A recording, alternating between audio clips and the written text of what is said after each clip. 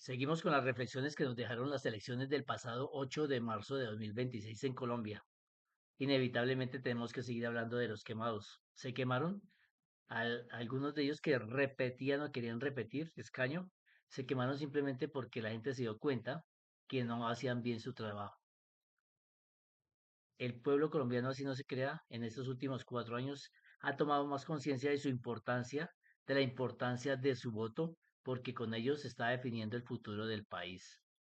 A pesar de la mala propaganda que ha tenido este gobierno, le ha permitido a la mayoría de los colombianos ser conscientes de qué pueden hacer con su voto, que su voto sí importa, que su voto no se tiene que vender ni se tiene que dar a la persona que supuestamente los va a convencer con risitas y con frases chimbas, sino que se tiene que votar por la persona que realmente esté trabajando por el bienestar del pueblo y del colombiano como tal. Dentro de estos quemados, acordémonos del señor Carlos Felipe Mejía, que era el perro chihuahua de Álvaro Uribe. En sus discursos matoneaba, era irrespetuoso, era grosero, era un gamín, hasta que en una tarde el senador Benedetti le dijo que en un supuesto consenso que había hecho, el Congreso lo consideraba el más bruto y que se le notaba la falta de lectura, de coger libritos y leer, de ilustrarse. Afortunadamente no quedó este señor porque en nada contribuiría al debate político y menos le iba a dar altura. Una pérdida que sufrió esta vez el Congreso es la del ex senador Jorge Enrique Robledo. Desafortunadamente no alcanzó con su votación a quedar dentro del actual Congreso. Este senador se distinguió porque tenía unas investigaciones, unas intervenciones concienzudas, basadas en la realidad, soportadas, argumentadas. Este señor estaba acostumbrado a elevar el debate político y desafortunadamente es una pérdida de verdad para el Congreso colombiano. Catherine Miranda, como se sabe, finalmente ella volteó sus banderas, volteó su forma de pensar supuestamente. El cambio era chimbo según ella y las votaciones le mostraron que el cambio no es tan chimbo como ella lo suponía, como lo suponía también su amigo Poco Poco, y no quedó en esta vez en el Congreso colombiano. Lucho Garzón quería repetir, el pueblo con su votación le demostró que ya de él es suficiente y debe gozar de su buen retiro. Quemados Ingrid Betancourt, que cada 4 años se parecía a recoger votos, hizo una selección antipetro y salió derrotada por goleada, afortunadamente, porque esta señora últimamente no le estaba aportando nada al debate político ni al mejoramiento de la situación de los colombianos. Quemados dos delfines, Horacio José Serpa y María Paz Gaviria. Qué bueno que esto haya sucedido porque aquí en Colombia nos habíamos acostumbrado y nos habían acostumbrado a que la política era heredable. Entonces ya estaba el papá, luego seguía el hijo, o está el tío, el sobrino, el primo. Esto pasaba de familia en familia y es una costumbre que por el bien de la democracia, por tener una democracia más sólida, más fuerte, debe evitarse. El secreto de una democracia saludable está en su cambio continuo, no un cambio pugnaz y porque se me ocurrió que debe haber un cambio o porque mi enemigo no tiene que salir, no. Tiene que haber un cambio para que la renovación permita que haya nueva gente, que haya nuevos pensamientos, nueva forma de hacer las cosas, para que sea una política dinámica, para que el país avance. Y se necesitan nuevos puntos de vista y no sucede ni ha sucedido hasta ahora porque la política en Colombia era heredable. Y como les digo, se pasaba de padres a hijos, de tíos a sobrinos, a primos, amigos, etcétera, por terceras personas, como sucedió con el señor Iván Duque. Y esto empieza a cambiar. Ojalá que el colombiano haya aprendido en estos 4 años que el voto es importante y por lo tanto no se debe ni vender ni empeñar porque nos dijeron palabras bonitas o traten de convencernos con frases que de pronto impactan. pero uno de los más importantes quemados es el señor César Lorduy, que tiene un pasado muy oscuro, inclusive hay un asesinato en su pasado que no está del todo claro y que pasó de agache por vencimiento de términos. Pero menos mal que este personaje no quedó en el actual gobierno, no quedó en el actual Congreso. Se debe ir depurando y como he comentado en otros videos, no se deben elegir personas cuestionadas. Este señor Lorduy está muy cuestionado y de ahí que es una excelente noticia para el país que no haya quedado en el Congreso.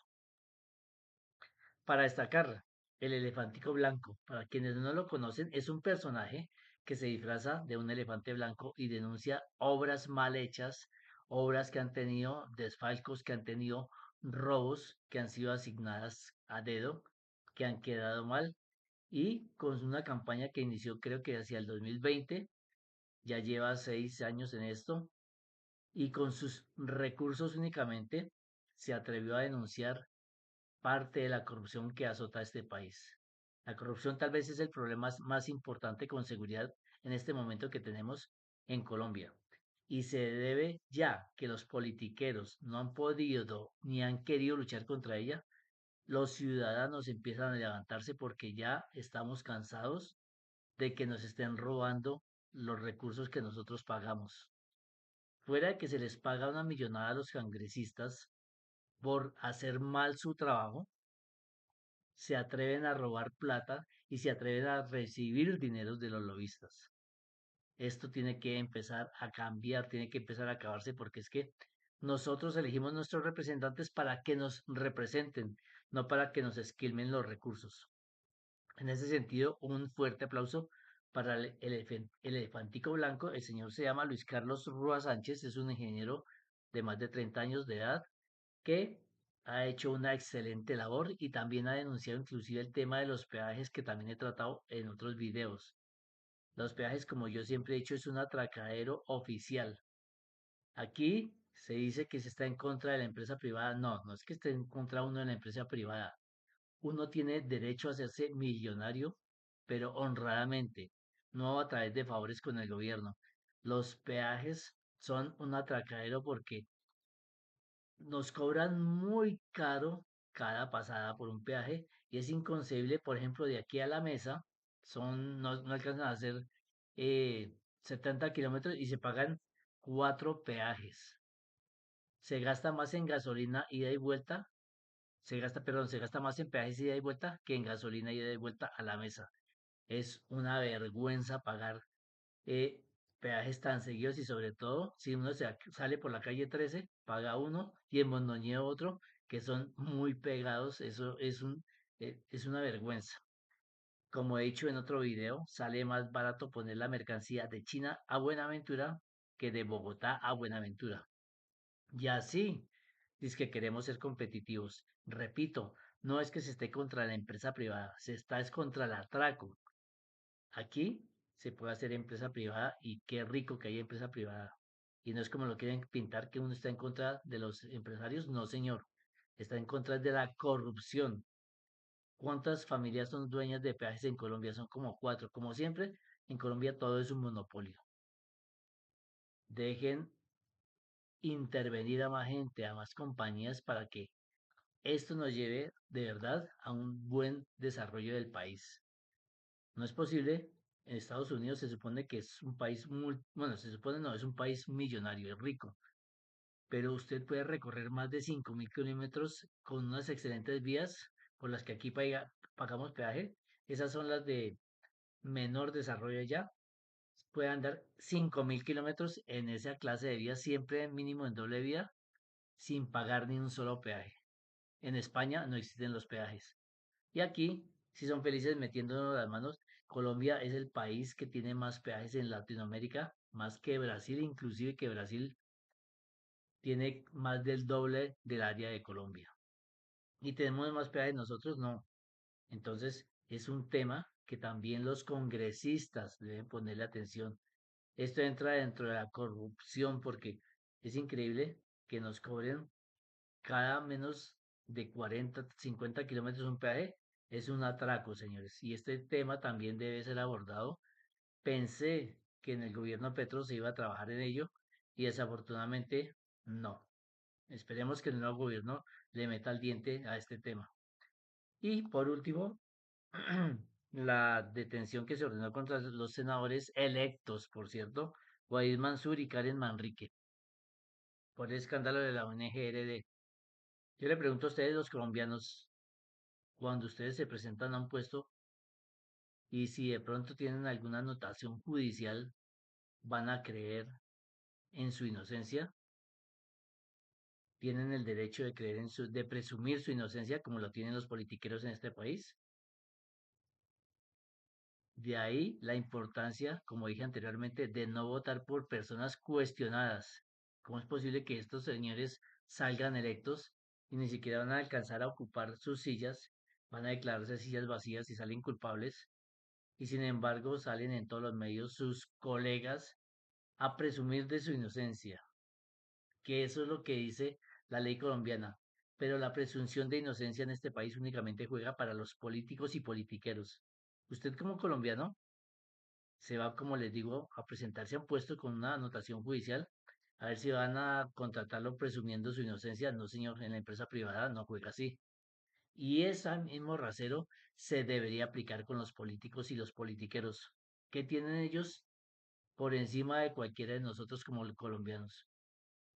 Porque a ellos sí se les presume inocencia y desafortunadamente todos son inocentes y ya cuando se ven cogidos ahí sí confiesan lo que hicieron mal, pero con una ventaja.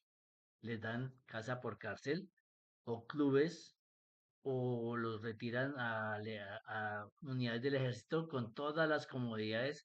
Algunos inclusive tienen chefs, hacen sus fiestas los sábados con parranda y meten personas, mujeres, etcétera, etcétera, cosa que no debería ser así. La lucha contra la corrupción debe ser frontal y ojalá que el próximo gobierno, quede quien quede, bien sea de centro, de izquierda, de derecha, lo que sea, de verdad se propongan luchar contra la corrupción. Y una forma eficaz de ello es quitar, hacer, o más bien, al que se roba los recursos, que se muera políticamente, que ya no se pueda volver a presentar de por vida a ningún cargo público, ni siquiera por nombramiento y sí que menos por elección. Si hay muerte política, esa sería una excelente sanción. La otra sanción es que le congelen inmediatamente los bienes una vez entran en investigación, porque es que cuando entra en investigación ya hay unos indicios casi concretos de que la persona está robándose los recursos públicos. Y si le congelan mientras investigan, eso también es una buena tarea. Y por supuesto que le expropien lo mal habido, no solamente a él, sino como hacen con los testaferros, que les quiten todos los bienes que tuvieron a raíz o por haber sido corruptos. La corrupción no se debe permitir más y al próximo gobierno se le debe exigir una lucha frontal contra la corrupción, una lucha total y de frente. En todos los países del mundo roban, sí. La corrupción, yo creo que no se podrá luchar contra ella totalmente, pero si se ataca ferozmente, es posible acabarla en un alto porcentaje. Listo, en otros países roban, pero es que aquí se roban todo. En otros países se roban es un poco, aquí se roban todo. Y es algo que no se debe seguir permitiendo. Ojalá que este gobierno le ponga un motor turbo al tema de la corrupción. Ahí sí veremos la calidad de congresistas que elegimos, porque si se trabaja contra este tema, si se trabaja de verdad, se puede sacar adelante y se puede condenar a los ladrones de los recursos públicos. Ojalá que este gobierno que entra le ponga las pilas y el turbo a ese tema y los congresistas tengan la capacidad, la decencia y la vergüenza de legislar en contra de este mal que está aquejando desde hace muchos años a Colombia. Vuelvo y repito, ojalá que el nuevo presidente y el nuevo consejo dentro de sus temas prioritarios tengan la lucha anticorrupción. Y por supuesto, seguir luchando por un país mejor, más igualitario y con mejores ingresos. Es un tema que se me había quedado. cuando se subió el salario mínimo, que era un tema de ideología, que era un tema político para ganar votos. Pero cuando se les preguntó a la mayoría que si se debía bajar el salario mínimo, ahí sí no dijeron que no. ¿Quién los entiende? Se iban a quebrar empresas. El pequeño microempresario iba a tener que perder su negocito y echar gente. Pero cuando les preguntaron si debían echar para atrás el salario mínimo, no hubo ni uno que dijera que sí, que se debía quitar, que se debía disminuir el salario mínimo. Entonces, ¿dónde está la coherencia, la consistencia y sobre todo la base técnica y económica con la cual decían que se iba a arruinar la economía del país, que se iba a fomentar más la informalidad y que se iba a aumentar el desempleo? Ahí está la congruencia de nuestros politiqueros.